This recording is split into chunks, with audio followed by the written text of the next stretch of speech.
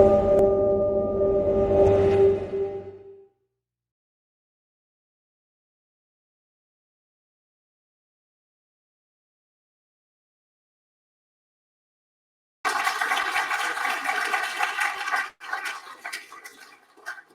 afternoon, everyone. I am going to talk about one of my favorite topics, field recording. I'm going to focus on field recording for nature, because this is a huge topic. We could talk about it for weeks, but it's by no means going to be like a full workshop in how to do field recording. So it's more like my story throughout field recording. But to start with, I want to ask everyone to switch off your mobile phones. And please rate the sessions after if you get an email. I didn't get an email yet, but if you get emails to rate the sessions, do. So I worked in game audio for 20 years. I started in UK 20 years ago, and I worked for these companies. And currently I'm in Massive Entertainment in Malmö. But I don't represent Massive today, just because we haven't released our game, so I can't talk about our content. But this is more about my private trips of field recording.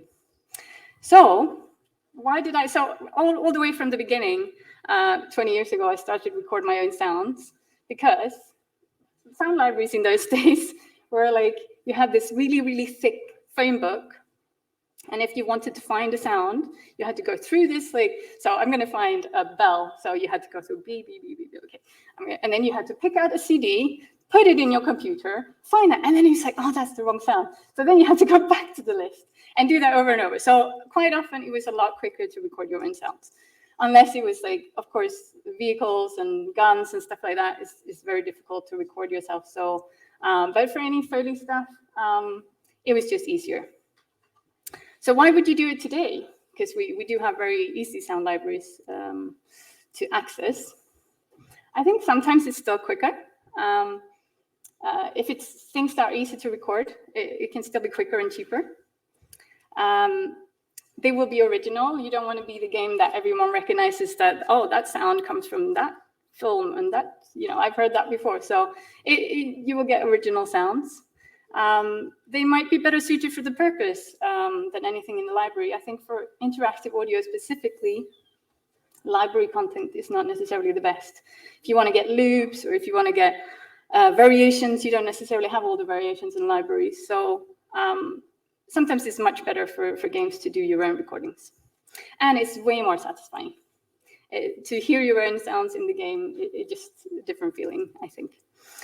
So I'm going to tell you about my journey, what I've learned and what I haven't learned. So maybe you can learn from some of my mistakes, and then you can just do your own mistakes instead. So I started at Audio Interactive. Back in those days, we only had a microphone in the studio. So then the only thing you could record was, of course, sounds that you could find in the studio. So we didn't go outside at all. But then when we joined Elixir, we decided to get one of these. If anyone has seen a mini disc recorder, we got a mini disc recorder each and a pair of binaural microphones. And in those days, binaurals was not very common, but it's getting more common. And with those binaurals, we used to record a lot of crowds and like stealth recordings, which was great. And then I also started using them for ambient sounds. I would either use my head as a divider to create the stereo image, or space them out. And then I also ended up getting a cheap shotgun mic and a really cheap blimp with, if any of you know, the blimps today are like really solid suspension in them. In those days, it was more like a rubber band that kept breaking, and then you had to put this rubber band back on. And I still have this, it still works, but it's a pain. And I also got a Zoom H4n that I used to bring to all my travels with me. But then I did the mistake of going on a field recording workshop with the wonderful Chris Watson. If anyone knows who he is, he's a really talented nature field recordist. And this is him recording the cow poop flies. And he introduced me to the Waller DPA, which he used to put on clothes hangers to create the stereo image. And I borrowed those, and then my binaurals just sounded crap. So I had to get a pair of DPAs, of course.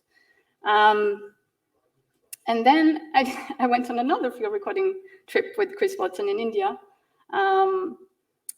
They told us to wear like nature-colored clothing because you can scare birds if you wear like bright-colored. So I was like, yeah. I brought some T-shirts, and I'm going to India, it's warm, right? So I had some T-shirts, and then I had for the evenings this bright-colored top that you can see on the picture. Because I was like, India is warm, I only need these in the evenings when it's cold. What I didn't research, so it turned out to be 5 degrees. We sat in these open jeeps, so I had to wear my really bright color all the time. Yeah, don't do that. And then another issue we had, because we had to stay in these jeeps, it was a tiger reserve. So we had to often stay in the jeeps, and then you have people with these like really noisy clothing moving around while you were trying to record quiet audio. So yeah, do wear nature colored clothes as much as possible, no bright colors, and preferably quiet clothing. Also check the weather conditions. Don't assume that it's going to be warm if it's just because it's India. And another thing I found when I was in India is that this was a big forest or jungle.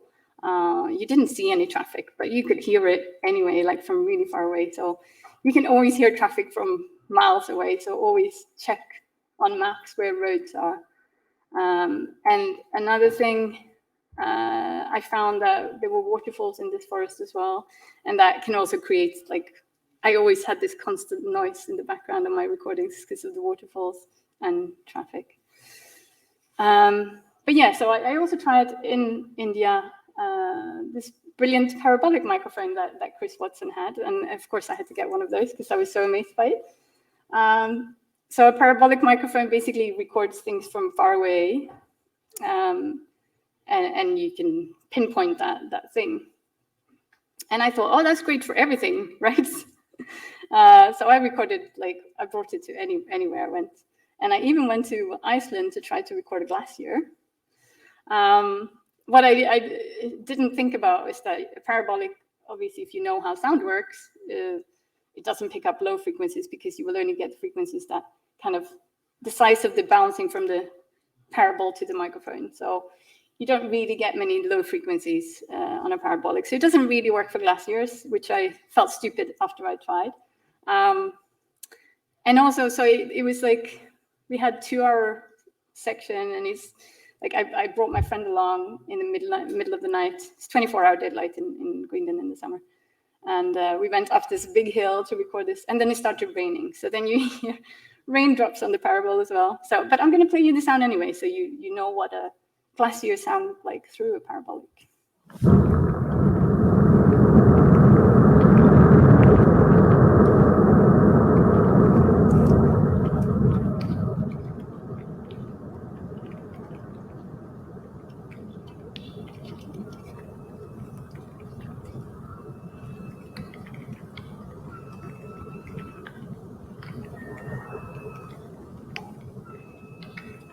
I mean, it's still an awesome sound, right? But you can tell that it's not picking up what you really want from this ice calving.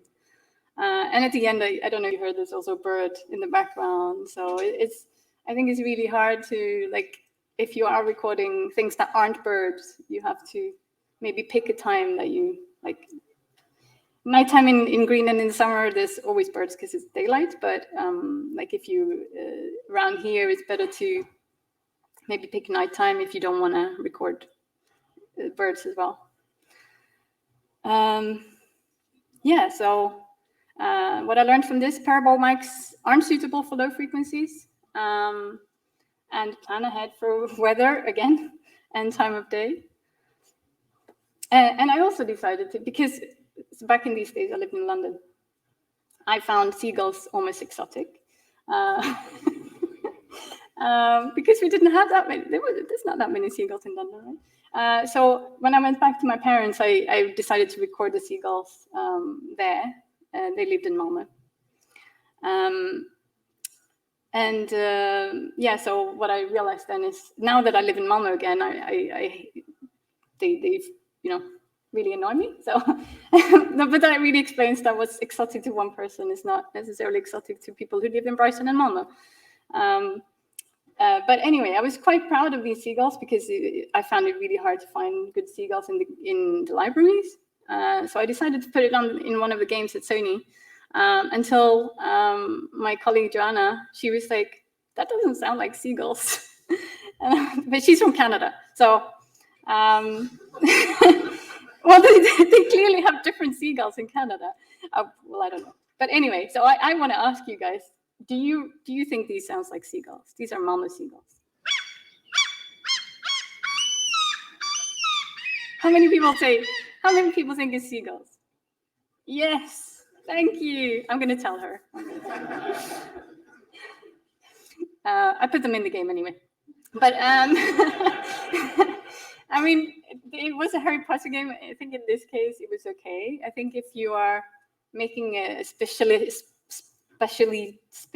game where you have to be accurate about where a bird is from, then you have to think about these things. But in this case, it didn't really matter. So. What I learned in this was that one type of bird might sound different in different countries. There's a guy called Bernie Krause who is amazing. He written a book called The Great Animal Orchestra, and he even says that different or the same type of species can have a different accent in different countries. So that's something you can think about as well if you are doing a game for a specific region. So I did another field recording trip with Chris Watson. I love him. He's amazing. If you ever get the chance to record with him, he's great. And before this time, I had always stayed really close to my mics. I didn't necessarily touch them, but I would sit next to them, and I knew how to keep quiet. So, but on this trip, they wanted us to put the gear outside for 30 minutes and then sit in the car. And I was like, I don't need the same ambience for 30 minutes, but I used to think that 5 minutes, it all sounds the same, right? So what I didn't understand at the time is, now what I'm doing now is like drop rigs is one of my favorite ways to record. Something that I did pick up a lot from George Ladd and Thomas Rex Beverly. So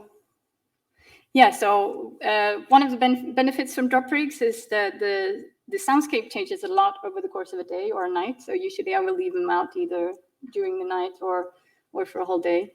Problem with daytime is, of course, you have more traffic, you have more people. Another big benefit is that you always get fauna that gets closer to the mics, because if you're sitting with your microphones, they're not necessarily likely to get really close. So it's much better to kind of hide them to make sure that they don't see it as a foreign thing. And then they will often come really close. And then you don't have to sit still and quiet for a long period. You can do something else while you record. Sleep, for example.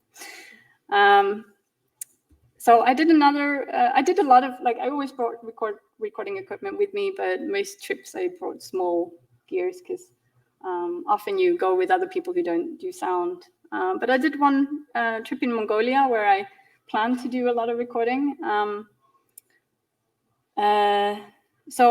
Actually, I'd been to Mongolia 2 years earlier, and I'd heard yak herds. I don't know if you've heard yaks, but I thought that they sounded awesome, so I really wanted to record them. And I also wanted to record camels and eagles. So I'm going to play you what yak herd sounds like, because they just sound... No, so 2 years previously, I just bought my H46. It's like a portable recorder. But I did record the yaks.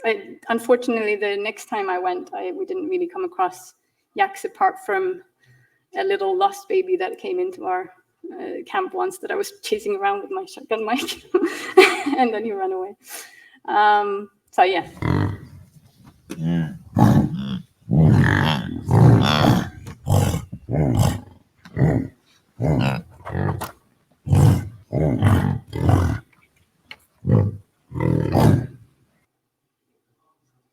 Nice, right? And I also managed to record a lot of baby camels. So we found these baby camels that were, well, I didn't find them actually, they were there. But their moms were not there, so, and they were hungry, so they made a lot of noise. So I managed to record those too, which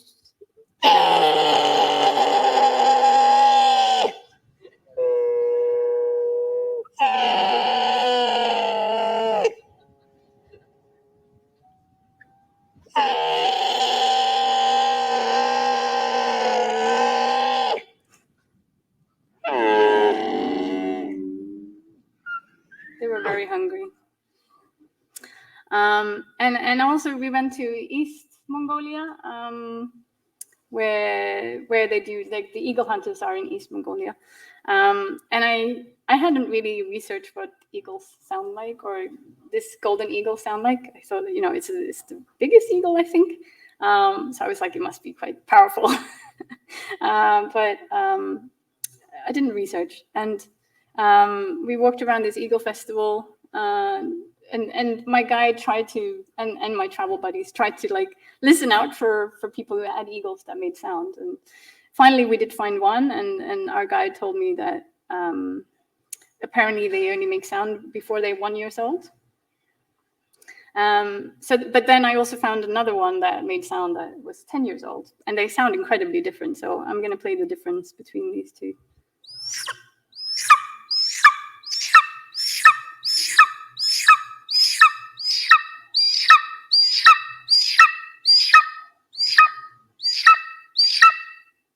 So that's the 1 year old.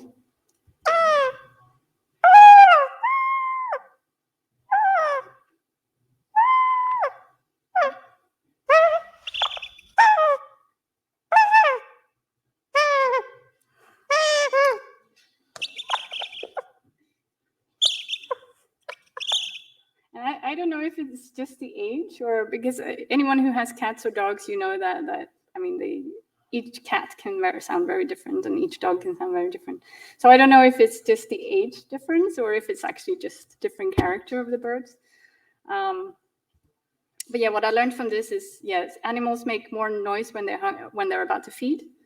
This is also something we've tried. We went on a trip to one of the zoos in Malmö, or outside Malmö.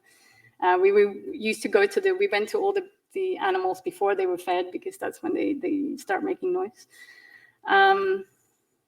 Also, what I found with when I recorded the camels, it was really windy, and even though you can, like, with a blimp, you can get rid of the puffy noise that you get on the microphone, it still doesn't sound like the same. You don't get the same frequency spectrum, right, if it's windy. So I don't like it as much. So I always try to pick times when it's not windy. And it's great to research the animals you're planning to record ahead of time. So I moved to Sweden 2 years ago, and I was stuck there for 2 years during a pandemic, which meant, well, there's a lot of nature in Sweden. So, and before then, I always thought Sweden was not exotic enough, because I'm from there. So I was like, well, I wouldn't want to go to other places. And I had access to a car, and I also didn't spend any money on travel. So I had a lot of money to spend on gear. So I bought a lot of gear. So I spent, the last two springs, definitely, and summers and autumns, to do a lot of recordings.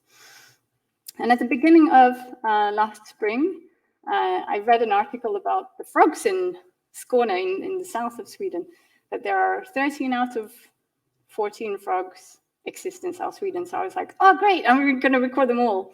And this is where the name of the field recording Pokemon comes from, because every time I mentioned this to my colleagues, they were like, oh, it sounds like Pokemon. What's the sound? So I managed to, I only managed to record 6 of them so far, across 2 springs, because I got a bit distracted this spring with other sounds. But one thing that I only discovered this article in April, and I realized that one of the frogs had already been active. So one problem with frogs and many birds is that they make the most of the sound when they're mating. So it's the mating calls. I have the idea that frogs make sound all the time, but actually it's like some frogs make sound for 2 weeks in the year. Some do for 2 months. So you have like this window. And if those 2 weeks are in one part of the area, and then you have another frog like in another part of the area, it's really hard to catch them, especially if you only record on weekends. Because this was not for work purposes, so I was kind of doing it just weekends. So I'd already missed one frog, but I recorded that this year. And so there were 2 frogs that just make sound underwater. So I bought these really fancy hydrophones because I was like, oh, I live by the sea. I'm going to record a lot underwater. And yeah, I think one thing, because I'm not really, I've had cheaper hydrophones before, but I'm not used to recording so much underwater. And it's a really, really different challenge because the acoustics are different. I never thought about this before, but you don't get the same reflection. So it all sounds a bit drier to me. And I'm going to play the example of the agile frog. I think this one sits right next to the microphone. And I mean, I didn't see it, so I can't say for sure, but it feels like he's turning his head because it goes in and out. So I'm going to play it to you and see how you feel.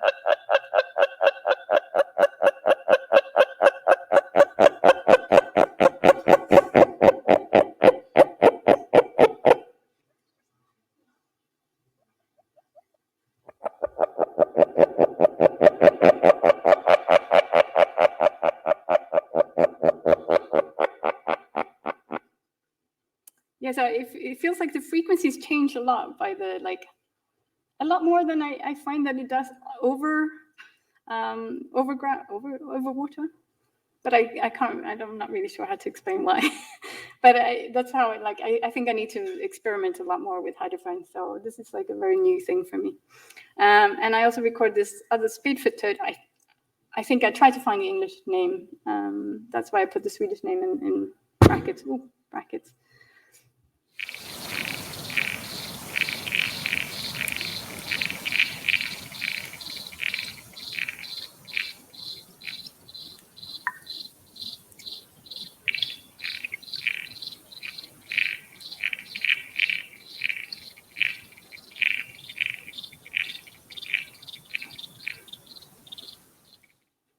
So I also find it's kind of a bit thin, maybe, I'm not sure.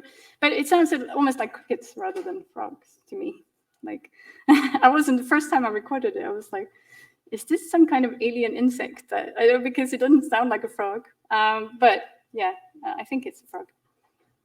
And I also recorded, 3 or 4 other frogs, but I'm just gonna play 2 examples of the edible frog is one of my favorite ones.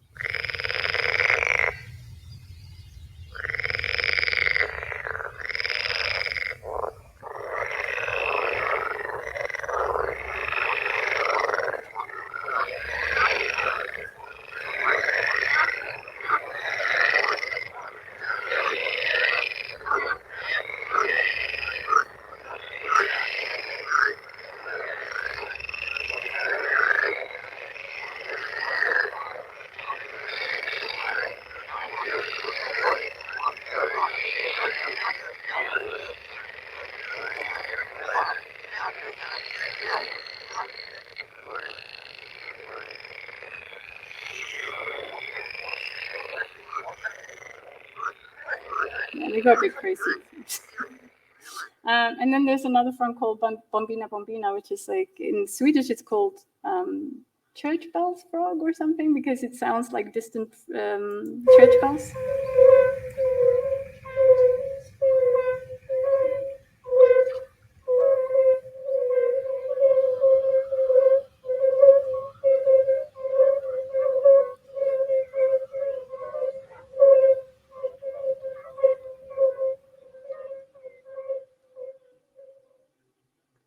So the way I've been finding these frogs is there's a website in Sweden called Alpetalen. I'm sure there are equivalents in other countries where people who have spotted a particular species, they will put it on there. So I would be on there to try to figure out where most spottings had been, and then I would go there and record. So what I learned from this, so many animals make their main calls during mating seasons. It sounds obvious, but I hadn't thought about it before. You can find great online resources for finding specific fauna, like Alpatodon in this case. And sound behaves very differently underwater. So I only recorded 6 out of 11 frogs because I got distracted by other things. And last year, I decided in May, I want to record owls. And then researched and realized that, owls are active in January, February, March. So I had kind of just missed it. So then I had to wait for almost a year. And I ended up buying a really warm sleeping bag so I could go out and record owls in January and February. And I got one of these heated vests. You can get these heated vests, like electric one. So one thing with frogs is they stay in the same place, right? Owls move around. They don't stay in the same pond all the time. So it was really, really hard to find any owls. I put a lot of rigs out, but the best, one of the best examples I got was of this tawny owl couple, which is not a good recording, but it's an interesting recording in a sense, because I had heard the female tawny owl before, but I never realized it was an owl until we went to the zoo. And I put a rig outside the owl booth or outside the owl cage. And in the morning, or when I listen back, and then you can upload your sounds to a place called Burnet, and it will analyze your sounds. Because I was like, I didn't get any owl recordings. It was right outside the owl cage. And then I uploaded it and realized, it is an owl, but it doesn't sound like one. So the female owl sounds very different to this low frequency that you're used to in owls. But I got this recording of a couple, so it's the male calling and then the female calling as well. And it's kind of cute. They kind of get closer together and like more frequent towards the end. There are also geese. They're not part of the mating process. So ignore the geese.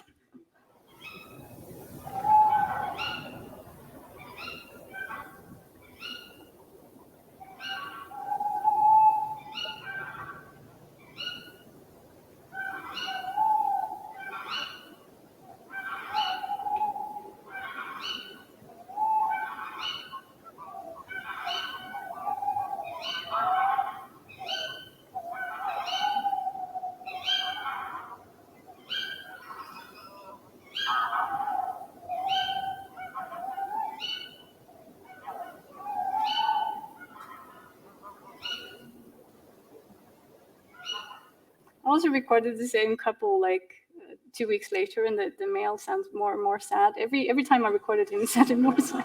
So I don't know what happened. So what I learned from this, female owls don't sound like owls. Owls are very cute, but they're flipping hard to find. And why did they pick the coldest season? I also, when I put all these rigs out, I also came across these incidental recordings that I didn't plan for. And this made me realize that, I don't know how many people know about 32-bit recording, but basically if you have 32-bit recording, it doesn't matter how loud the sound is, it won't distort because you can always bring it down. And my drop rigs at the time didn't have that, so now I do have that. But yeah, so this deer bark, it was a great opportunity, but it's very distorted.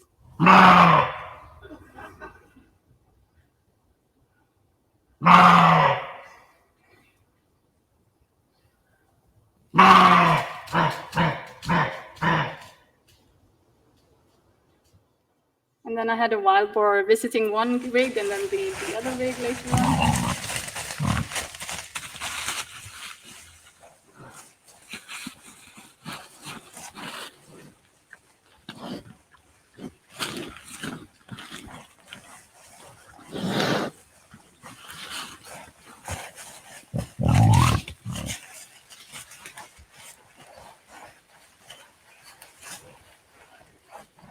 I think for these, so we did go to the zoo as well, and we recorded wild boars there. And I think if you want to get better recordings of wild boars, it might be better to do it in a controlled location.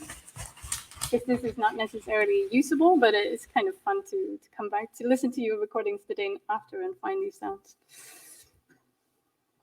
So I learned that using a 32-bit recorder can cover for incidental sounds at any level. So other cool birds that I found during this time, when I did owl hunting, there was this really low frequency that I didn't realize it was a bird until I uploaded it to BirdNet later. And then so then I tried to go back and I tried to put recordings or rigs around the whole lake because I knew that there was a bird in that lake. But it's a Eurasian bittern. You can hear it from kilometers away. It makes this, sounds like a horn. I will play it to you, but I didn't manage to get a good recording because I couldn't find the location where it was, but I got a lot of distant recordings of it.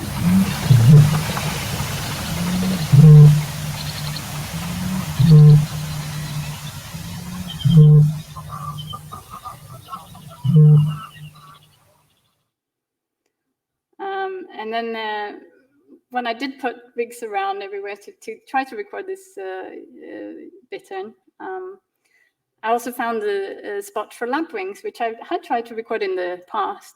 We used to call them sci-fi birds because they sound a bit sci-fi. Great for games.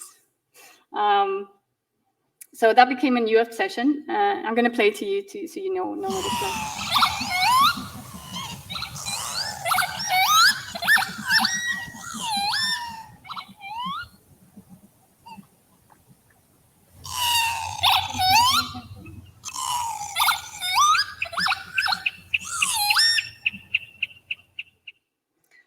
So then I found a field near to where my dad is that had lots of these birds.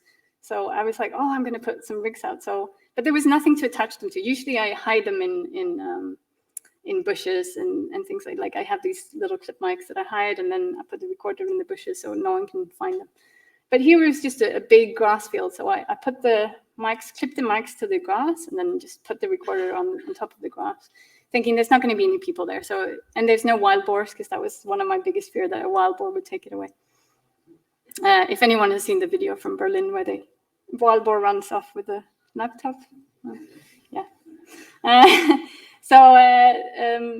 But the next day, the recorder was gone.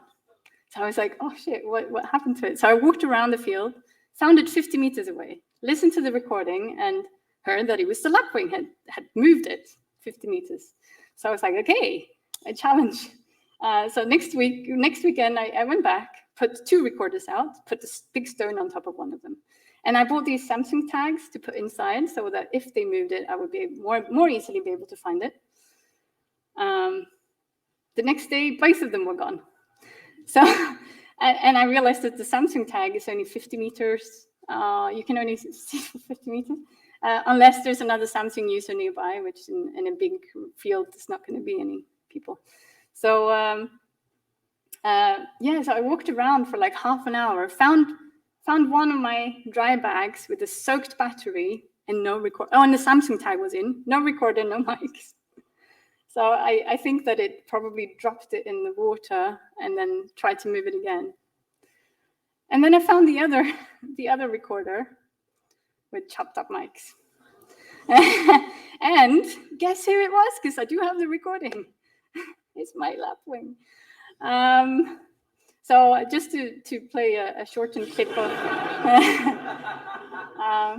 my evil lapwing, and yeah, one for upsetting sound.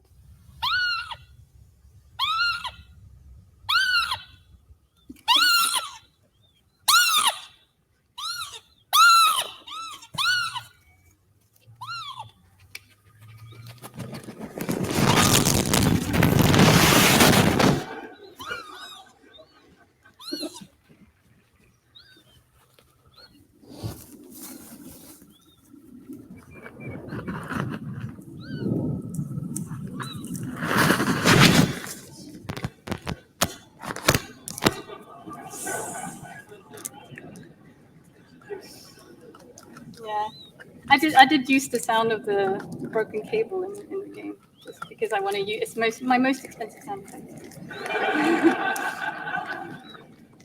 But now I have a lot of close-up recordings of lapwigs, from my next library, which I've already made a cover for. Please buy it. It will be out soon. So I plan to try to go back, and because what I'm thinking when I see these broken cables is that they probably think it's worms or something, and because I think they grab the cable. So I'm planning to go back, cover it with a camouflage, and pin it down with tent pins, and then they can't take it. I hope. Let's see. So what I learned from this is secure your gear. You never know who might steal it. The lapwing is about this size, by the way, so it's not a big bird.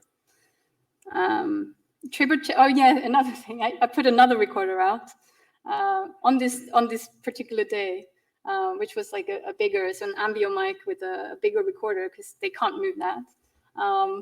But I always comment in the beginning of my recordings to say what I'm recording, the date, weather, where I am, what gear I'm using, and so on, because you will forget later on if you don't comment. And my last comment is, I'm just gonna move it closer to the water, and then it stopped. So clearly I've accidentally turned it off, and I was like, so this was like the least successful recording trip. So do triple check your recorder is running, and I think on some recorders there is a hold function, so that means that you can't turn it off. I haven't found it on the MixPre. If anyone knows on the MixPre 6 how to put that on, then you do let me know. I went on another. Sorry, we only have like a couple. We've got 10 minutes left. Oh, really? Okay, great. I went on another trip with a great guy called Stefan Taylor, called Listen to Nature, which he organizes in Sweden every year. He didn't do it during the pandemic, but he. And this trip really made me realize how little I know about nature. He was a really, really great guide for finding spots. Like so he took us to this place where at Kapakeli they also only display 2 weeks a year. It's like one guy gets all the women and the other guys get none. So it's a big competition. So they display for 2 weeks on this kind of stone platform. And he knew a spot where to find this. This is not something you can find online, really, because it's protected areas. And we had to get there. We had to put our recorders there at 6 in the evening, because they arrive like after 6 and rest there for the night, do their display, and then they leave after 11. So we had to leave our gear there between 6 p.m. and 11 a.m. Usually I only record for about 10 hours. So my batteries, I hadn't really thought about having battery life that lasted for longer than that. So I was a little bit worried because my battery would run out about 3. Fortunately, some displayed a bit earlier than 6, which they usually is when they replay. But yeah, it's a really, really interesting bird. That it's like some kind of chicken. That shows my knowledge.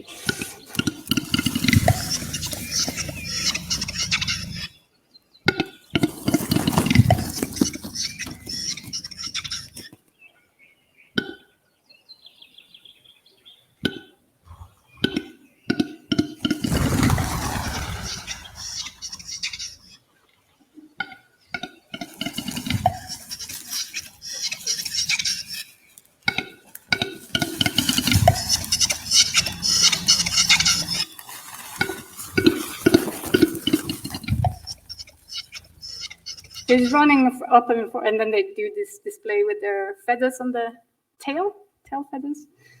As you can probably hear the feathers if you listen for them.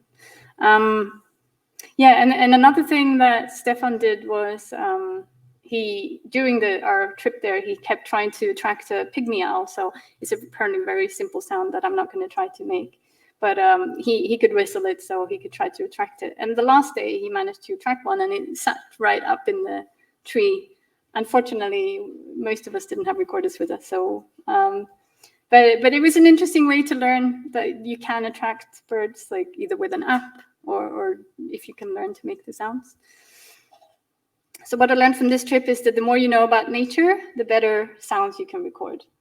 So if you're going to record nature, it's great to do more research and spend the more time you can spend. Make sure you have batteries that last. And also you can play bird to get a response.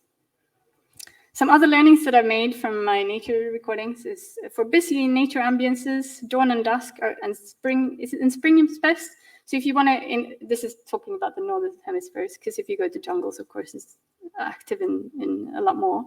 So if you are planning to record busy ambiences or specific calls, what I found is, as well for games, sometimes you don't actually want busy ambiences because you want single calls. So if you like, I think personally it's nice to put like just a wind bed in the background and then put single birds, because you can get a better interactive soundscape and you can get it more spatialized.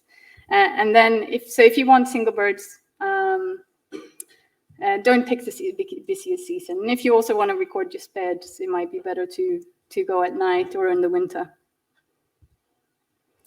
Try to plan ahead, but be open to change. You never know what's going to happen. You can't control nature, but it's better if you plan, you will get better results. But you might discover things that you didn't plan instead.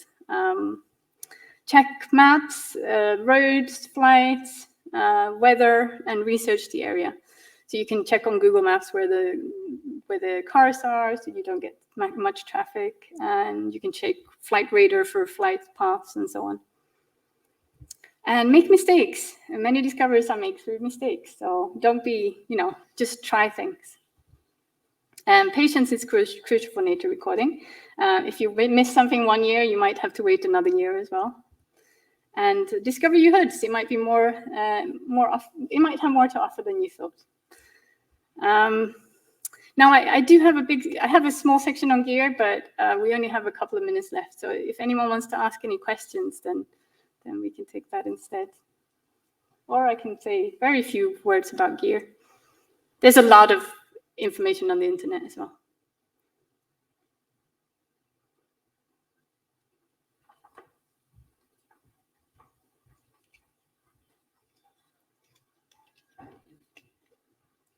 Thanks. Really amazing talk. Can you say a little bit about what's your sort of post-production process when you come back from a field record? What do you do with your material, and how do you make it usable for the future?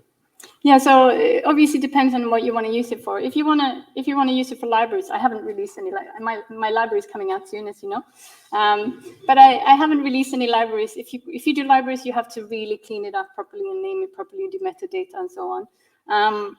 We did a big recording trip, and so if I'm doing it for work, I will usually do a rough edit first, and just like name everything the way that so I can find it easily. And then when I'm going to use it, that's when I clean it up more thoroughly, because if I don't know exactly what I'm going to use it for yet, I don't know how much I need to clean it, and like if it's going to use reverbs or like, because you will want to process it anyway, probably. So yeah, usually I will name it in a way that I know what it is and chop them up so I know how to find them and so on. But it's very different depending on how you're going to use it.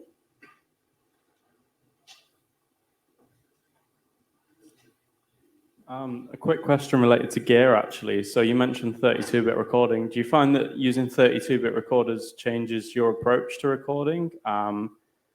Does it save you time and allow you to be like lazier with input gains, or are there other benefits that you kind of see? I mean, for drop rig recordings, it's great because you can't control the volume anyway. You don't know what's going to come. So I don't know if you know, there's a new recorder from Zoom called the F3 that a lot of people have tried to get. Well, that was the one that got stolen by the Blackwing, by the way. But I do have another one, so it's okay. Those don't have a volume control, like they just have steps of volumes. And I think it's enough. If you have a 32-bit recording, it's enough to have steps. I wouldn't want to have no volume control at all. If you're going to record dialogue, I don't think you need it. If you're going to record things like thunder, then it's good to have it anyway, because you don't know how loud the thunder is going to be. So it depends on what you're recording. If the levels are going to be very varied, is great. That's it. Thank you very much, Malin. And feel free to Anything else,